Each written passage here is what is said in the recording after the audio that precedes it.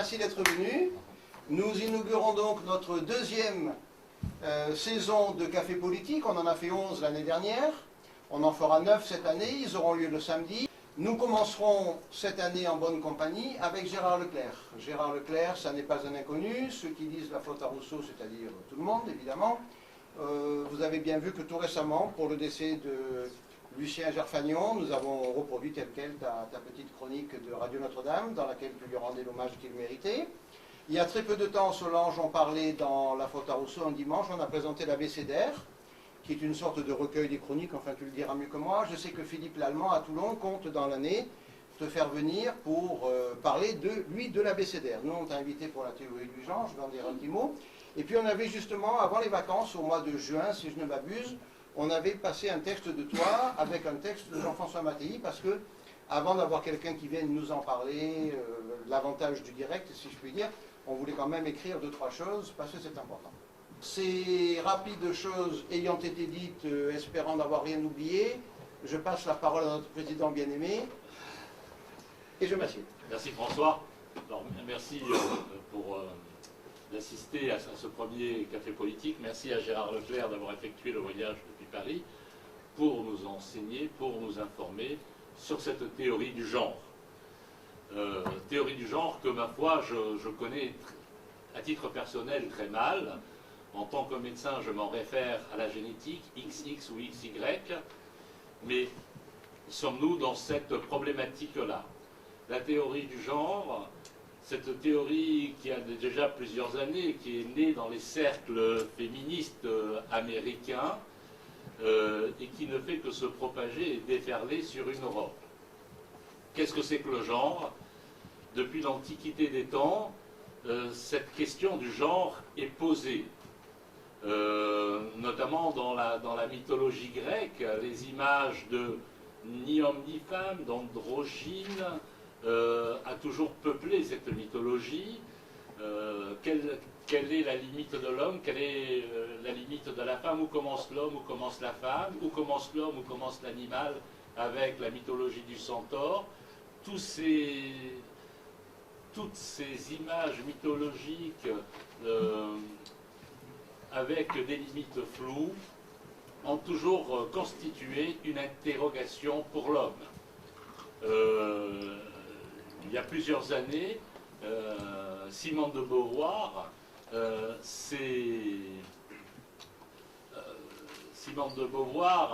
a écrit un livre qui s'appelle Le deuxième sexe. Le deuxième sexe. Dans le deuxième sexe, elle évoque également quelque part cette théorie du genre. On n'en est pas homme, on n'en est pas femme, on le devient. Ça a été sa grande thèse. Dans le café de Saint-Germain-des-Prés. Alors, pour nous entretenir de ce propos, qui mieux que Gérard Leclerc pouvait-on choisir? Il a beaucoup travaillé là-dessus. Récemment, dans un article dans Valeurs Actuelles, et d'autres articles également dans d'autres magazines, et puis surtout également dans un de ses livres, L'amour en morceaux, où il évoque déjà, où il caresse déjà ce thème. Alors, cher Gérard, merci de nous donner un peu ton sentiment sur cette question. Quel rapport avec l'antériorité dont j'ai parlé, avec la Grèce, avec Thisérias, qui est à la fois homme et femme et qui a connu les deux, paraît-il, les deux natures?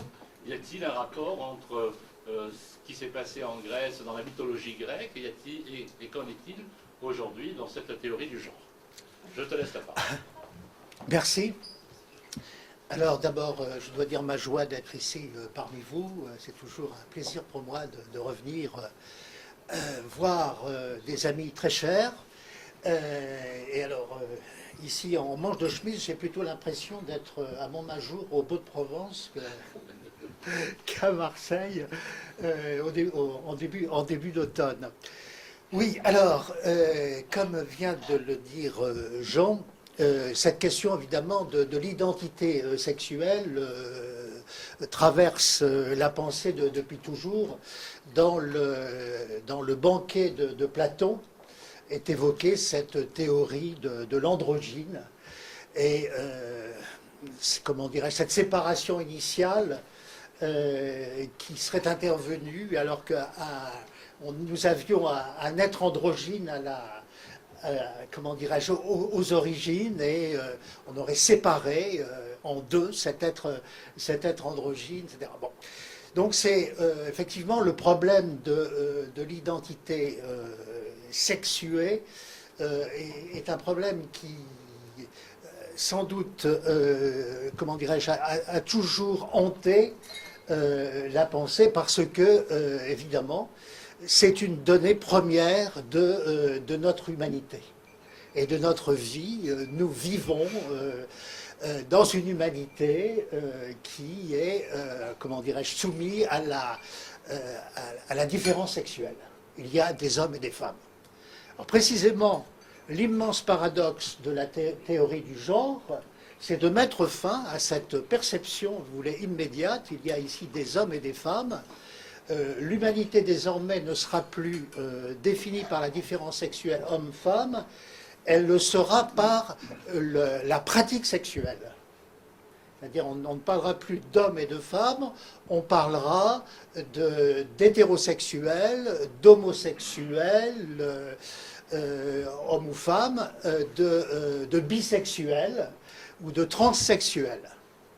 La notion d'ailleurs de transsexualité étant importante dans cette théorie, parce que la transsexualité, c'est, si vous voulez, c'est le pivot d'un mécanisme qui permet en quelque sorte de choisir son identité sexuée. On est femme et on se transforme en homme ou inversement. Donc la transsexualité dans cet univers est très importante parce que c'est le pivot même, l'instrument, si vous voulez, technique de la transformation qui fait qu'on peut être indifféremment homme ou femme. Alors, je crois que on le fait peu, c'est ce que je vais faire surtout ce soir. Je voudrais vous faire la généalogie moderne. Comment les choses se sont passées. Pourquoi cette idée de genre ou de gender s'est-elle imposée et maintenant fait les beaux jours des discussions de France Culture ou d'ailleurs. La semaine dernière, il y a 8 jours dans le monde, il y avait encore 2 pages sur le sujet. Il vient de paraître un livre écrit d'ailleurs par 3 historiens tout à fait intéressants sur comment dirais-je, sur la façon d'être mâle. Et les trois historiens qui étaient interviewés dans le supplément de Libération de samedi partaient tous en guerre contre les adversaires du gender, en disant que de toute évidence, si vous voulez, ce qui frappe l'historien, c'est la mobilité des choses. La mobilité des choses et aussi cette autre notion qui est très importante, qui est le fait que tout est construction. Tout est construction. C'est un courant important de la philosophie américaine que le constructivisme. Et ce constructivisme, il était déjà prégnant, si vous voulais, chez un certain nombre de philosophes, disons, des années 60-70 en France.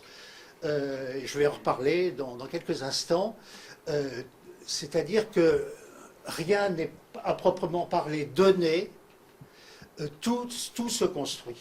Et notre nature humaine, elle n'est pas faite de, comment dirais-je, elle n'est pas fondée sur des permanences biologiques ou autres, elle est en fait une sorte d'artifice.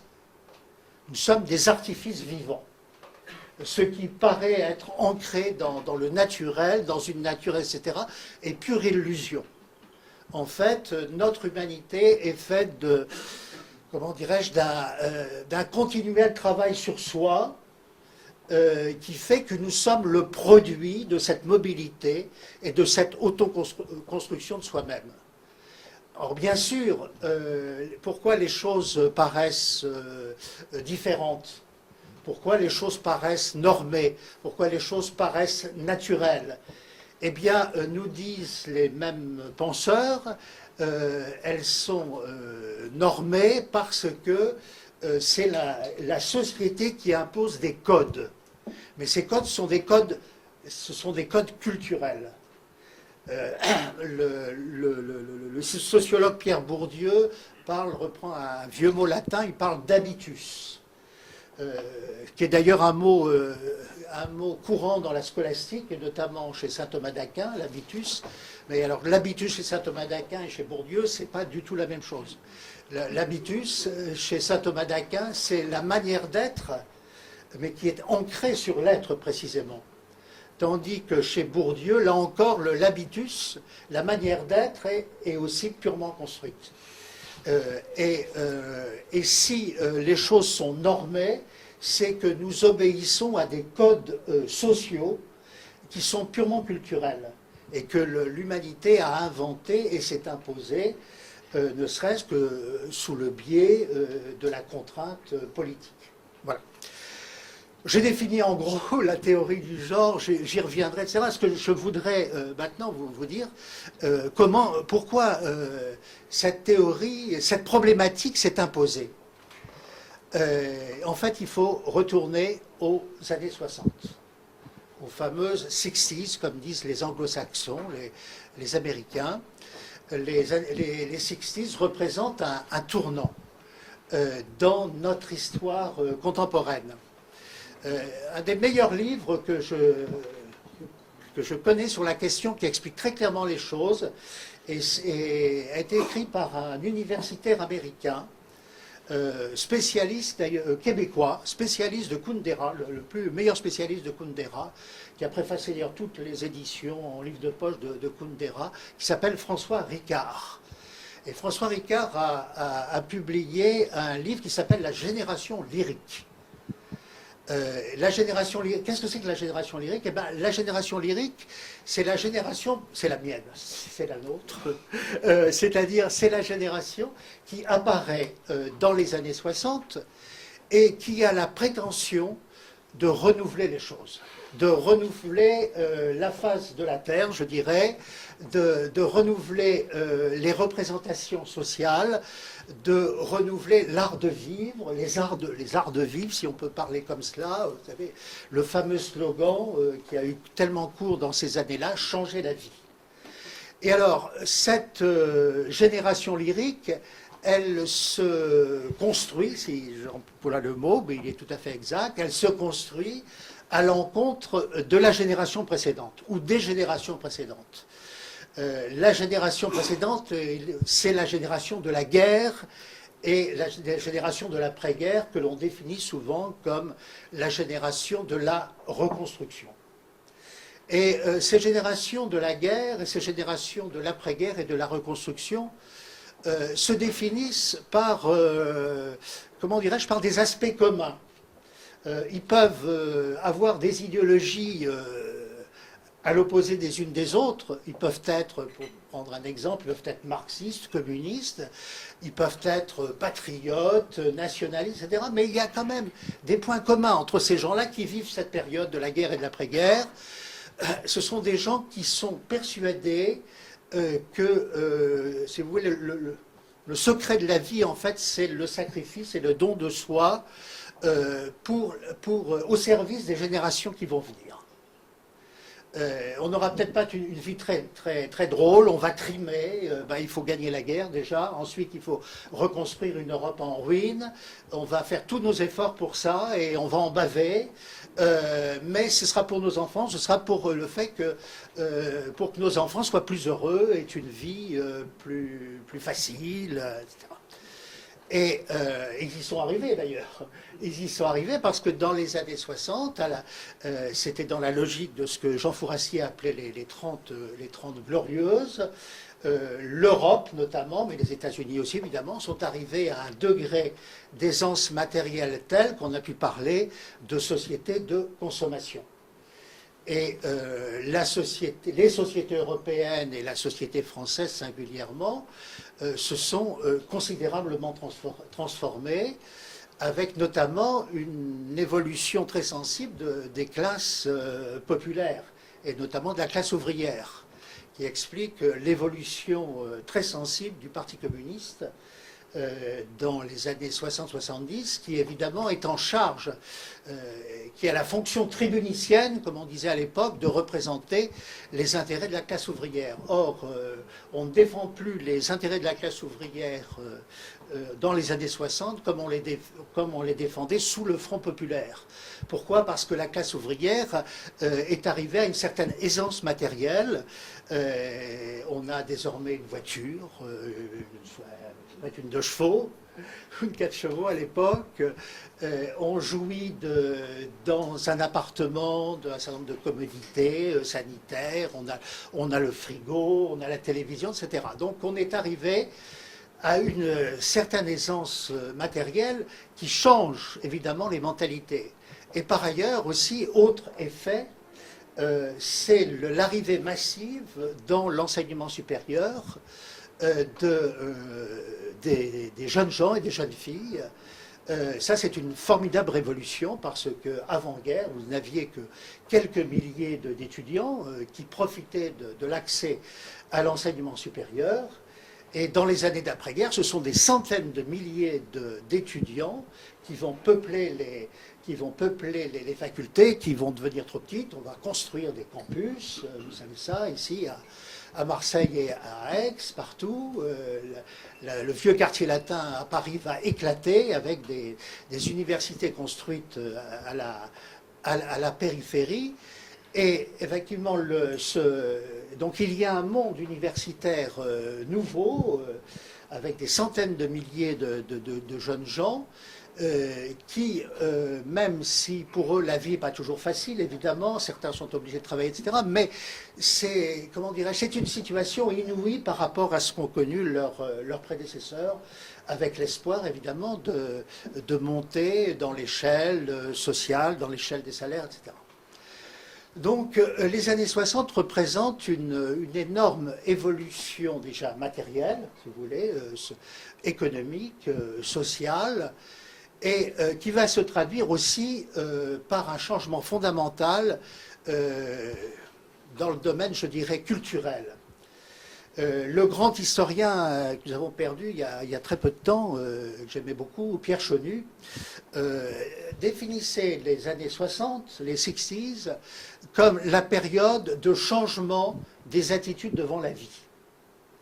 Et ça, je crois que c'est un concept, j'ai cette expression dans ma vie, dans mes conférences, j'ai dû la reprendre des centaines de fois, je la resserre toujours, mais pour moi, c'est un point de repère, un point de repère absolu. Pourquoi changement des attitudes devant la vie? Parce qu'il n'y a pas seulement l'aisance matérielle qui est venue, il y a aussi eh bien, des attitudes nouvelles qui se créent eh bien, face au mariage, face à la perspective des enfants, etc.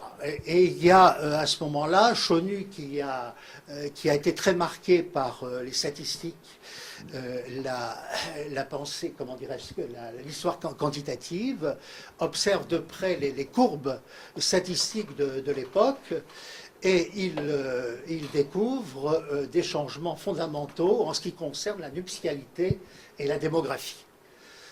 C'est comment dirais-je, c'est le refus de plus en plus grand de l'engagement au mariage de la part de jeunes gens qui ne veulent plus faire le pas.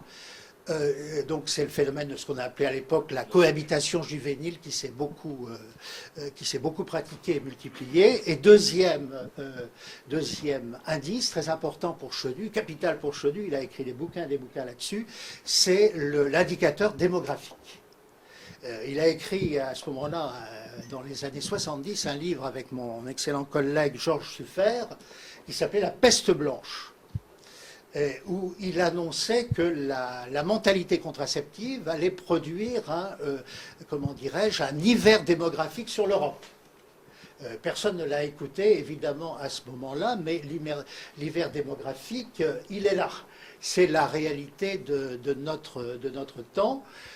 Parce que la France s'en sort bien, il faut dire, la France s'en sort bien, mais si vous voyez les courbes démographiques de l'Allemagne, vous savez que la France va rattraper l'Allemagne d'ici 20 ans. Il y aura plus de Français que d'Allemands d'ici 20 ans. Si vous voyez les courbes démographiques de l'Italie et de l'Espagne, par exemple, c'est absolument catastrophique. Donc il y a un hiver démographique qui s'est produit et qui explique pour une part le phénomène migratoire de l'immigration. Quand vous n'avez plus de bras dans l'industrie, etc., comme en Allemagne, on fait venir massivement des Turcs. Comme le patronat, soutenu par les politiques, sous Giscard, etc., a fait venir massivement des travailleurs d'Afrique du Nord pour travailler dans les usines du Nord, à Roubaix, Tourcoing, etc. Et d'ailleurs, ce qui est très curieux, c'est qu'on a fait venir ces gens-là à l'époque dans les industries lainières, notamment, etc. Et ces industries sont rentrées en crise dans les années qui ont suivi. Ce qui fait qu'on s'est trouvé devant toute une population immigrée qu'on avait fait venir pour une tâche précise, et ces emplois ont disparu dans les années qui ont suivi. Bon, alors, changement des attitudes devant la vie. Et puis, il y a l'explosion de mai 68. L'explosion de mai 68, décidément, alors là, c'est ma vie, si j'ose dire. Moi, je suis étudiant en Sorbonne à l'époque. Je vois les choses naître sous mes yeux. Je vois la révolte naître, les premières manifs étudiantes et tout. Et alors, apparemment, on a affaire à un phénomène très classique. Les jeunes gens qui dirigent les manifs qui dirigent les manifs de mai 68 ont été formés dans des groupuscules marxistes, trotskistes, maoïstes, c'est le maoïsme qui apparaît à ce moment-là. Et qu'il s'agisse de maoïsme ou de trotskisme, ce sont des, comment dirais-je, des suites du courant marxiste, enfin de la pensée de Karl Marx. Donc c'est des gens qui ont une formation marxiste tout à fait classique. Et beaucoup croient que mai 68 va être une révolution qui va prendre pour modèle la grande révolution soviétique de 1917, dont, entre parenthèses, on a fêté le 50e anniversaire l'année d'avant, hein, à grands coups de célébrations, de bouquins, etc. Et certains pensent que en fait, Paris 1968 va ressembler à Saint-Pétersbourg 1917. Or, ce n'est pas du tout le cas. Et ce qui est assez drôle, j'ai connu un peu un garçon qui était un garçon très étonnant, qui s'appelait Linhart, qui était un des dirigeants maoïstes de l'époque. Sa fille a écrit un livre splendide sur son père, qui est un livre tout à fait tragique en même temps, parce que Linhart est tombé en pleine dépression nerveuse pendant mai 68, parce que mai 68 ne se déroulait pas selon le schéma léniniste. Il dit, ces imbéciles sont en train de rater la révolution parce qu'il faut faire comme Lénine, etc. Il faut que c'est pas les étudiants qui doivent commander, c'est la classe ouvrière, etc. Donc rien ne se déroulait selon le schéma léniniste, et ce pauvre Linhart en a attrapé une dépression nerveuse, quoi, au moment où on avait besoin de toutes ces énergies pour faire la révolution. Mais précisément, la révolution qui était en route en 68 ne ressemblait pas du tout à celle d'octobre à Saint-Pétersbourg. Il ne s'agissait pas de prendre comment dirais-je, le palais d'hiver ou l'Élysée. Il s'agissait de quoi faire.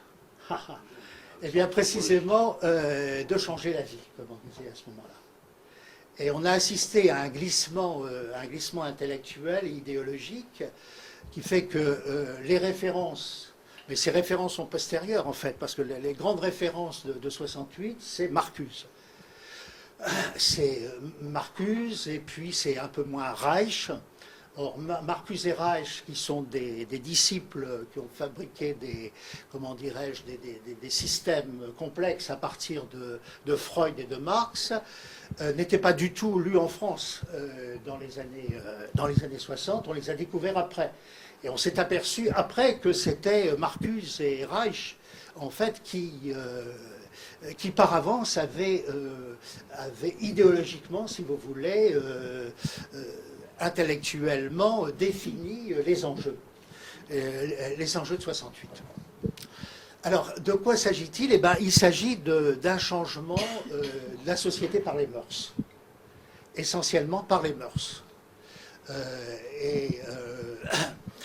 Notamment Marcuse fait une assez féroce critique du freudisme, en disant que Freud a trop valorisé le principe de réalité par rapport au principe de plaisir.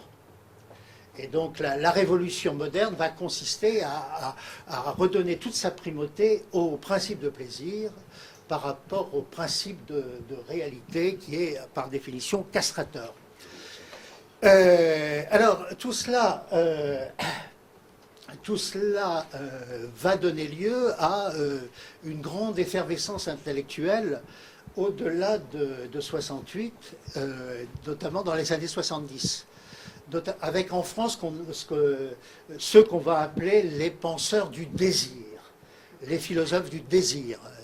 Certains des noms de ces philosophes vous sont familiers, comme Michel Foucault, comme Gilles Deleuze et Guattari, qui écriront à ce moment-là un livre qui sera un petit peu reçu comme un manifeste moderne, qui s'appelle l'Anti-Oedipe, qui est précisément ce que j'ai dit tout à l'heure, là c'est la réfutation du freudisme, et c'est la réfutation du schéma familiariste, comme ils disent les deux là, Deleuze et Guattari, qui en fait caractérise le freudisme.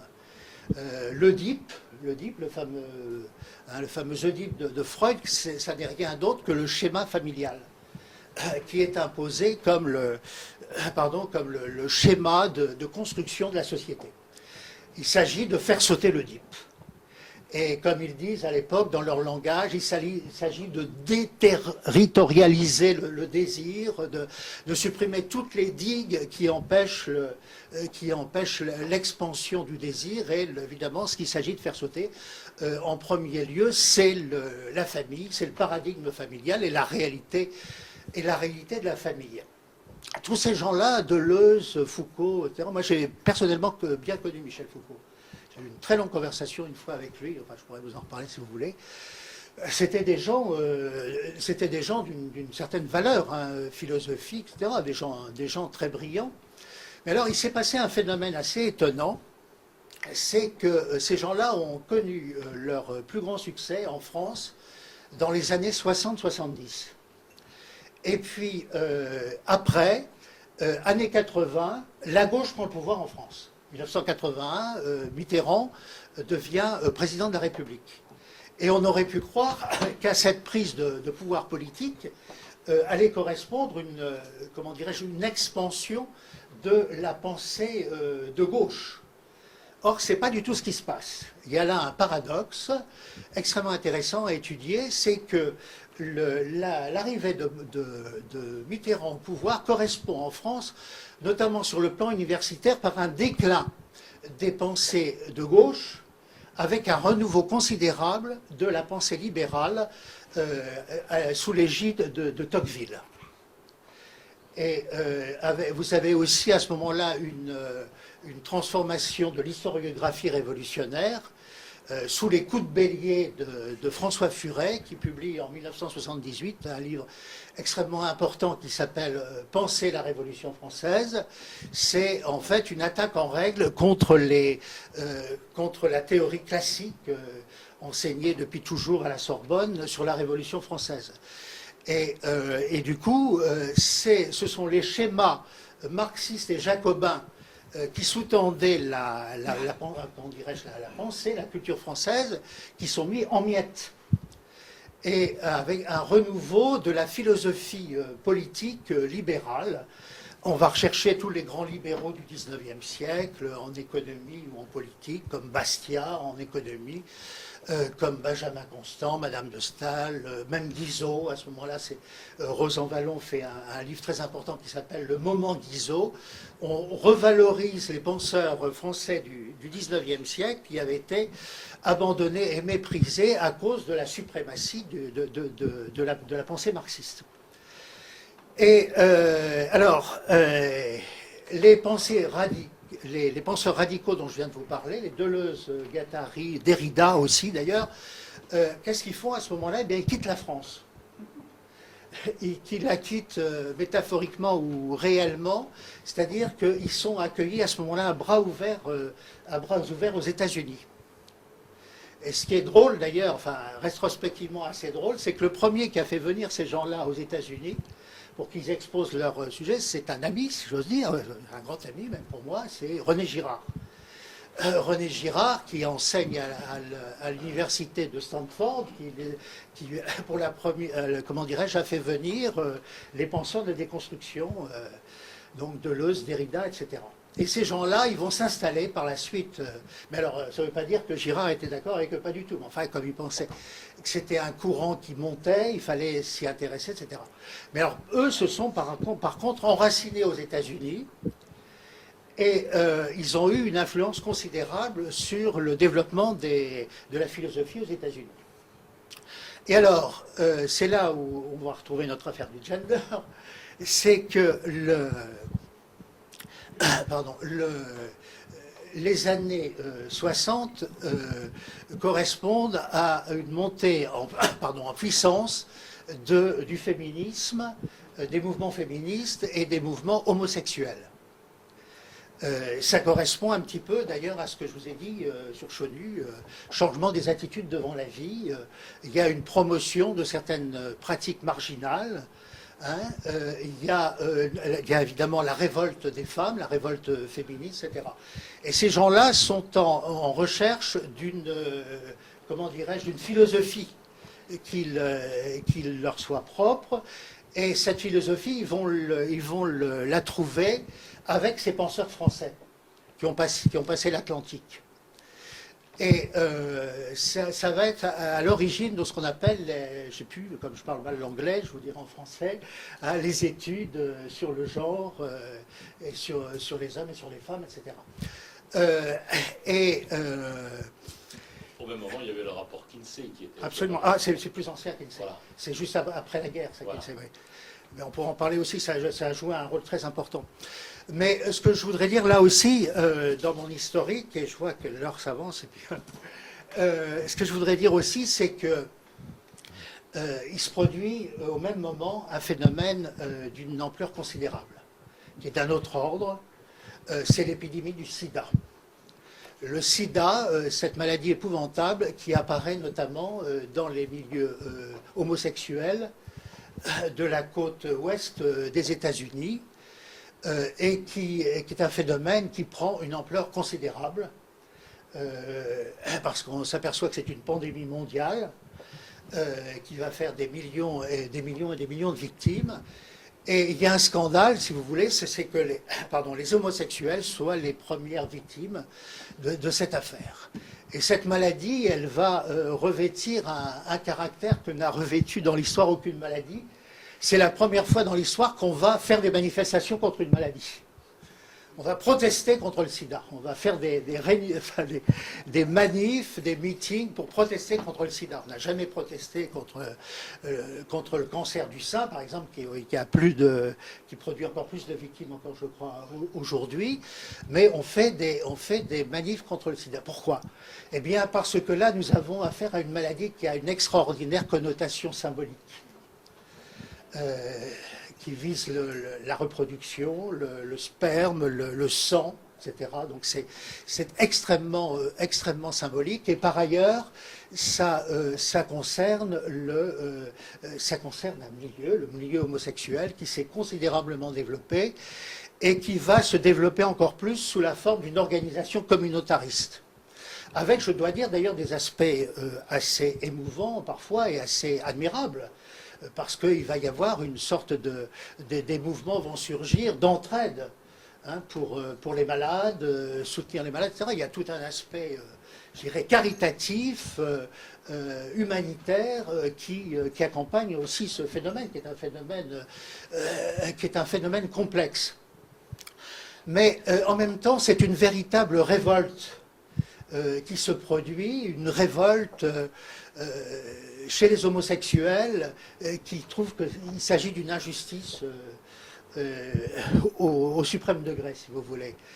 Et cette révolte va initier une révolte métaphysique, une révolte philosophique, et plus que ça, une révolte métaphysique où toutes les conceptions en cours vont être démolies, démontées. Et on en voudra, eh bien, justement, à la structuration classique de l'humanité, qui veut qu'il y ait des hommes et des femmes, et que la sexualité soit inscrite dans le rapport homme-femme, et que tout cela nous donne le schéma, l'Oedipe, familiariste, etc. On va vouloir mettre tout ça en l'air. Et donc, il faut renouveler toute la philosophie, toute la pensée. Et c'est en ce sens-là que les gens de la déconstruction, les philosophes français critiques vont faire, si vous voulez, leur liaison avec les milieux homosexuels, notamment et féministes, et c'est là qu'on va se produire la théorie du gender. C'est là qu'on va inventer la théorie du gender avec notamment Judith Butler, qui est la grande représentante, qui n'est pas quelqu'un de négligeable. Hein. Judith Butler, c'est une femme de grande valeur philosophique. Et c'est d'ailleurs quelqu'un qui a évolué elle-même, beaucoup évolué, contrairement à ce que donne à penser l'interview qu'elle a donnée au Monde de la semaine dernière. Je sais, enfin, j'ai un ami qui suit ces choses-là de très très près, Jean-Claude Guibaud, dont je vous conseille le dernier livre, qui est tout à fait remarquable, et où il traite notamment de la pensée de Judith Butler et de son évolution. Parce qu'à l'origine, Judith Butler, dans son ouvrage Princeps, si j'ose dire, qui s'appelle Trouble dans le genre, va jusqu'au bout, si vous voulez, dans sa déconstruction, disons dans sa démolition de la sexualité telle qu'on la connaît. Elle va jusqu'à affirmer que le corps humain, le corps biologique est un objet neutre, totalement neutre. Elle parle même si vous voulez, d'une page blanche. La réalité biologique est une page blanche qui ne nous impose rien, qui ne nous impose aucune détermination. C'est nous-mêmes qui allons écrire notre histoire sur cette page blanche. Donc il y a au début chez Judith Butler une négation totale, une négation absolue évidemment de la différence sexuelle et de la nature biologique de l'homme et de la femme, au mépris évidemment des réalités les plus visibles, les plus élémentaires et les plus structurantes. Et je dois dire là-dessus qu'elle a elle-même complètement répudié ses premières constructions philosophique et que même certains de ses disciples en France, et c'est Guibaud qui m'a raconté ça, il lui est arrivé une aventure il y a peu de temps, il était dans une conférence, enfin dans un débat avec des représentants du courant de Judith Butler. Il s'est mis à parler de la théorie du gender et ces dames lui ont dit mais de quoi vous parlez de nous, cette théorie du gender n'a plus aucun intérêt. Elle n'a plus en tout cas aucune valeur universelle. Elle peut intéresser les homosexuels, hommes ou femmes, mais elle n'a plus de valeur universelle. Et c'est vrai que les derniers travaux de Judith Butler en fait débordent très, très largement la question. Ce qu'il y a, elle défend, elle continue, elle est elle-même lesbienne militante, elle continue à défendre évidemment, comment dirais-je, le droit à la mobilité, disons, sexuelle, etc. Mais elle n'a plus la même, comment dirais-je, la même argumentation, un peu complètement forcée et arbitraire. Et là, je vais encore parler 5 minutes et puis on aura discuté. Ce qui est étonnant dans cette affaire, c'est que ce sont les politiques qui vont s'emparer de ces concepts philosophiques. Les politiques qui vont en faire une cause politique. Ce qui fait que le concept de gender, si vous voulez, va passer de la philosophie à la politique.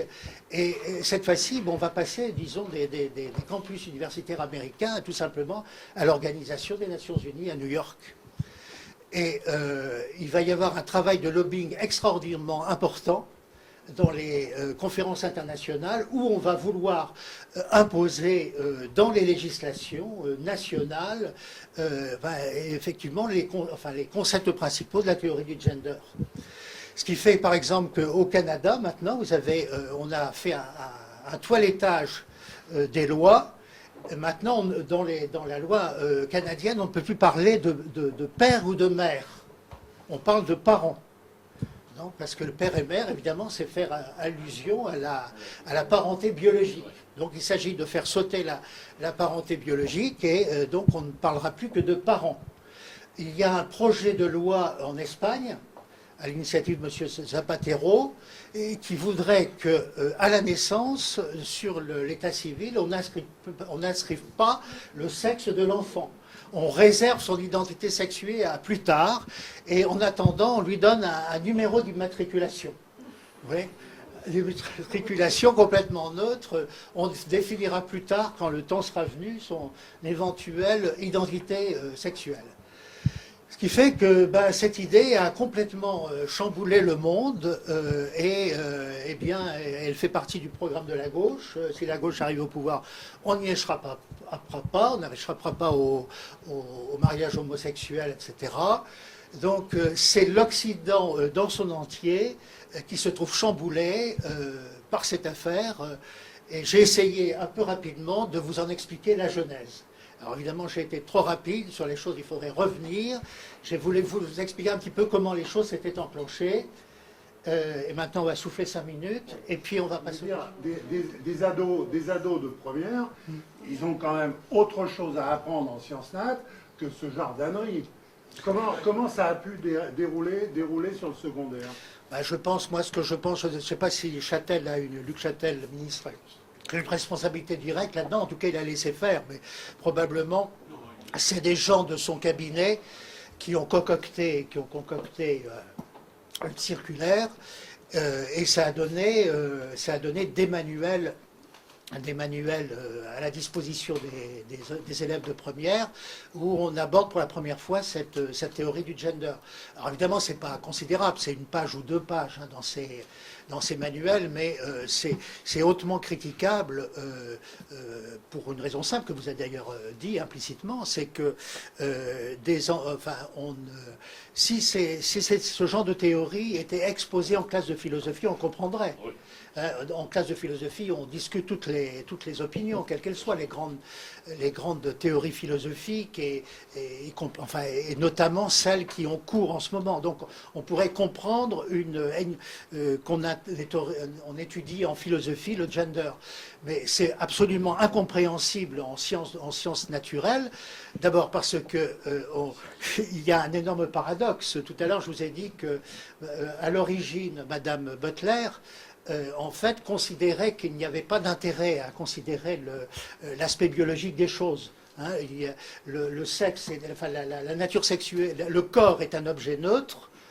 C'est une page blanche sur laquelle on peut écrire n'importe quoi. Donc, je dirais qu'à l'origine, la théorie du gender, toute biologie est niée et refusée comme non intéressante, comme faisant pas partie du problème. Donc, une théorie qui ne s'intéresse pas par définition à la biologie n'a pas à intervenir en biologie, vous comprenez? Alors, ceci dit, alors là, je sais pas, alors là, il faudrait que vous me laissiez 5 minutes avant qu'on pose question. Parce que là, il y a toute une discussion philosophique, si vous voulez, qui est quand même très importante. C'est la question quand même du biologique, de l'importance du biologique dans nos constitutions. Est-ce que nous ne définissons que par le biologie? Est-ce qu'il y a une partie de vrai dans les théories constructionnistes? Oui. Je dis oui, moi. Si vous voulez, et en me référant aux plus grands philosophes, notamment à saint Thomas d'Aquin. Pour saint Thomas d'Aquin, si vous voulez, en ce qui concerne la nature humaine, c'est, reprendre une formule que Sartre a reprise à son compte, l'existence précède l'essence. C'est-à-dire que nous sommes des êtres libres et que nous avons certes une nature humaine, mais que cette nature humaine, c'est notre liberté qui lui donne sens et qui lui donne forme en quelque sorte. En ce sens-là, saint Thomas d'Aquin est un constructiviste, si vous voulez. Mais ce constructivisme, il n'est pas absurde. C'est-à-dire ce constructivisme, il considère qu'on ne construit pas à partir de n'importe quoi. Et que nous avons notre, comment dirais-je, notre constitution biologique. C'est à partir de cela, de ce patrimoine qui nous échoit de naissance, que nous allons nous construire. Ceci dit, cette construction, elle est parfois aventureuse. Il n'est pas toujours évident, on le voit d'ailleurs, à l'adolescence, pour un jeune homme ou jeune fille, d'accepter sa nature sexuée. Donc il y a une part de construction psychologique de la personne qui se construit, mais elle ne se construit pas à partir de n'importe quoi.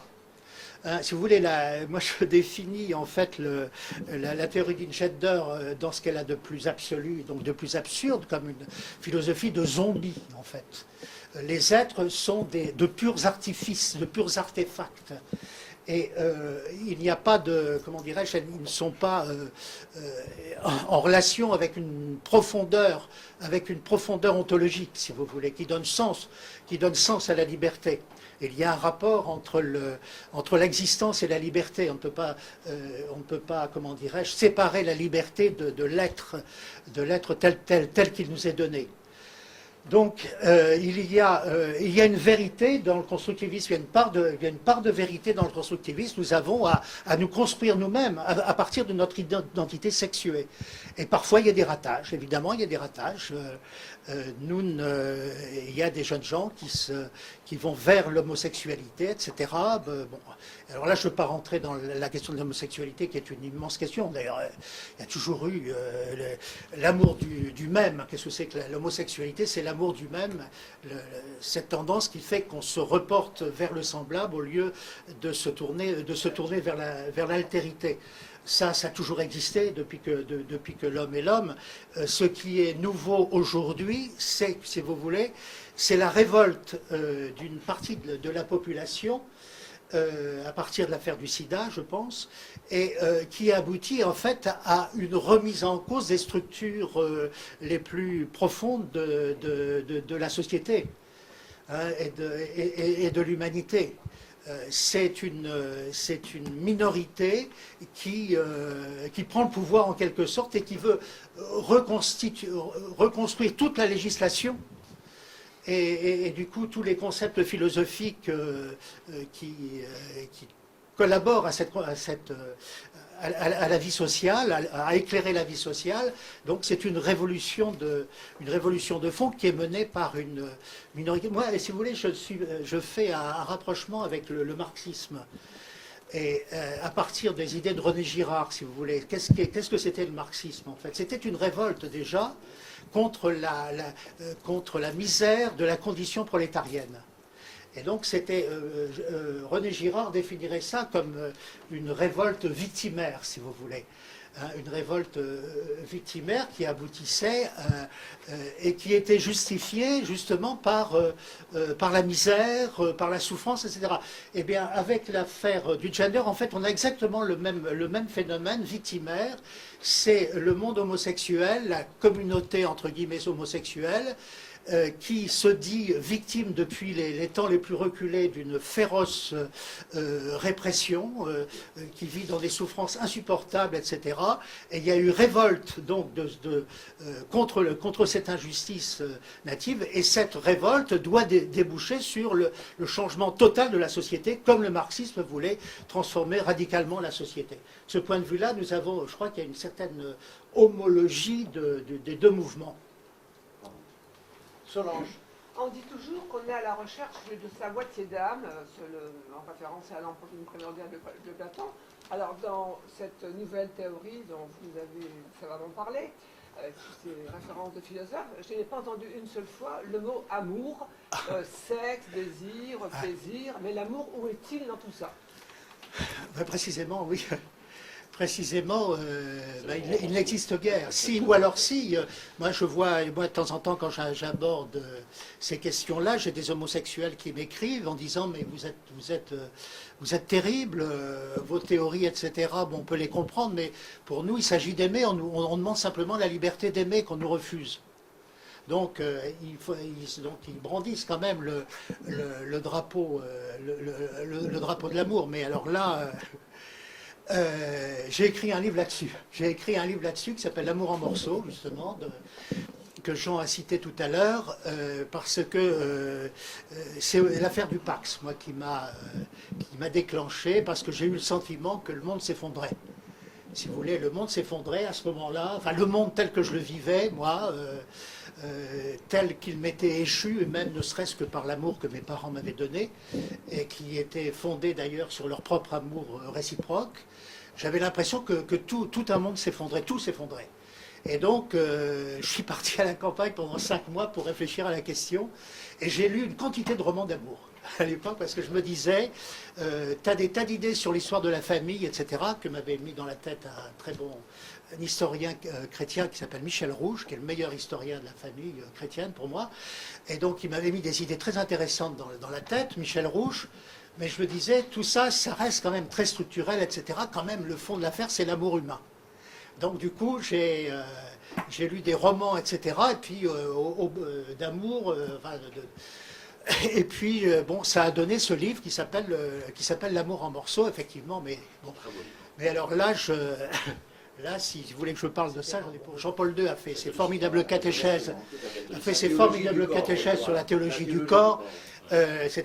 Bon, on a vu que l'Église avait une pensée là-dessus assez intéressante et structurée, fondée sur la Bible, et notamment la grande phrase de la jeunesse que Jean-Paul II n'a cessé de méditer, c'est il les créa à son image et à sa ressemblance, homme et femme, il les créa. Ce qui est très curieux dans la Genèse, c'est que ces deux propositions sont incluses dans la même phrase. C'est donc Jean-Paul II, il pense que c'est l'auteur divin, enfin l'auteur inspiré, qui a fait ce rapprochement, c'est que le fait que l'homme, comment dirais-je, l'image de Dieu en l'homme, c'est la division sexuelle, c'est la différence sexuelle. Le fait que l'homme était fait pour aimer se marque par cette différence sexuelle qui crée l'altérité. S'il n'y a pas d'altérité, il n'y a pas d'amour, parce que l'amour, c'est, comment dirais-je, c'est l'amour de l'autre. Donc il a fallu que Dieu crée l'humanité, homme et femme, pour que l'homme ressemble à Dieu. Dieu étant amour, dès lors que l'homme est créé à son image, il est lui-même créé amour. Et cette marque de l'amour dans notre humanité, c'est la différence sexuelle. Homme et femme, il est créé avec ces très belles pages de la Genèse qui sont incontournables et que le grand philosophe allemand Habermas considère comme aujourd'hui, lui qui était un philosophe très classique, très rationaliste, etc., il dit aujourd'hui qu'on ne peut plus penser l'homme, notamment quand il s'agit de légiférer dans l'ordre de la bioéthique, sans l'aide de la pensée religieuse et notamment de l'anthropologie biblique. Sinon, moi je voudrais compléter encore l'anthropologie, la question qui m'a été posée sur l'anthropologie, oui. En fait. C'est que je disais que, paradoxalement, pendant des décennies, on avait dit les chrétiens sont contre le corps, sont contre la chair, etc. Or, aujourd'hui, on leur reproche le contraire. On leur reproche d'être des naturalistes, de rappeler la nature, comment dirais-je, marquée dans la biologie de notre nature sexuée. Bon. Alors, c'est vrai, parce que le christianisme, c'est la religion de l'incarnation, et verbum caro factum est, et le verbe s'est fait chair, donc c'est ancré au cœur du christianisme. Mais en même temps, évidemment, dans l'anthropologie chrétienne, il n'y a pas que le corps. Alors, il y a l'anthropologie classique de saint Thomas d'Aquin, c'est, comment dirais-je, le corps et l'âme qui est la forme du corps, etc. Bon. Et puis il y a une autre anthropologie qu'on retrouve très développée chez les pères de l'Église, et dont on trouve l'origine chez saint Paul, qui est une anthropologie tripartite.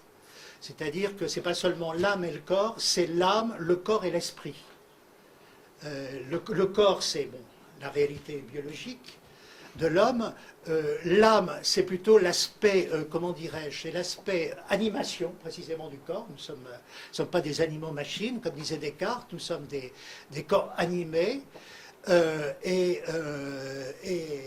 cette animation est de nature psychique, si vous voulez. Mais en plus, alors le père de Lubac, dans toute l'anthropologie du père de Lubac tourne autour de ces idées-là, c'est que ultimement il y a en nous l'esprit c'est par là que nous communiquons avec Dieu. Quand saint Augustin dit tu nous as fait pour toi, feci nos tête, tu nous as fait pour toi, et notre cœur est sans repos tant qu'il ne repose pas en toi.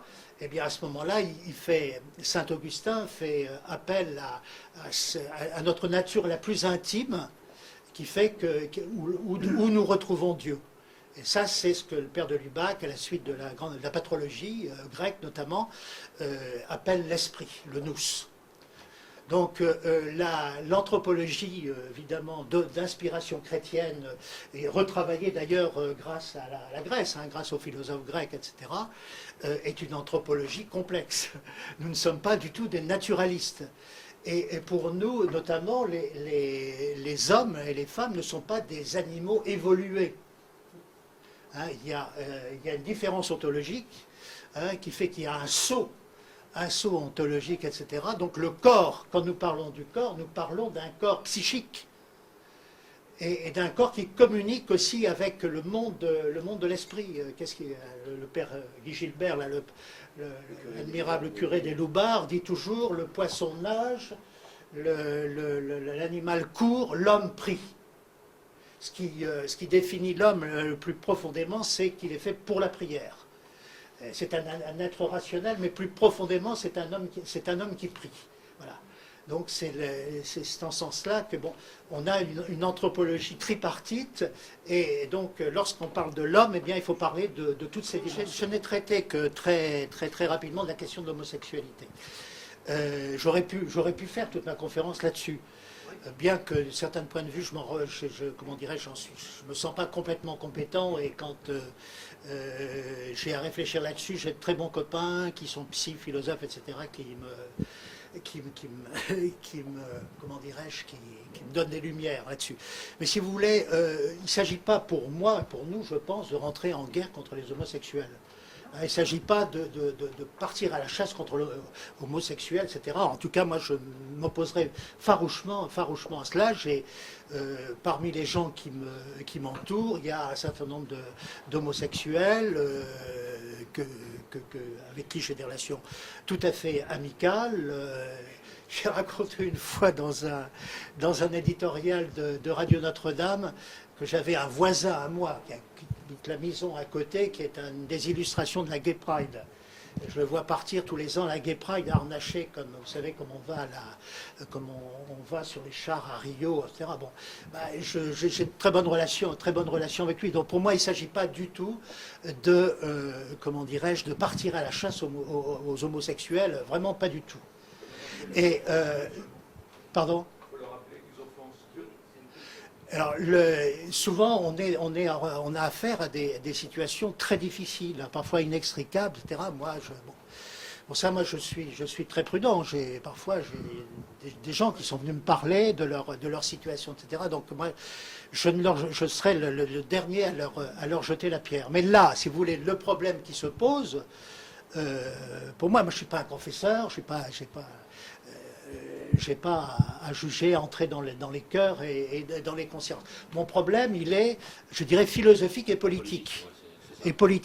La question est de savoir si, au nom de la révolte d'une minorité, etc., il faut changer le socle de la société.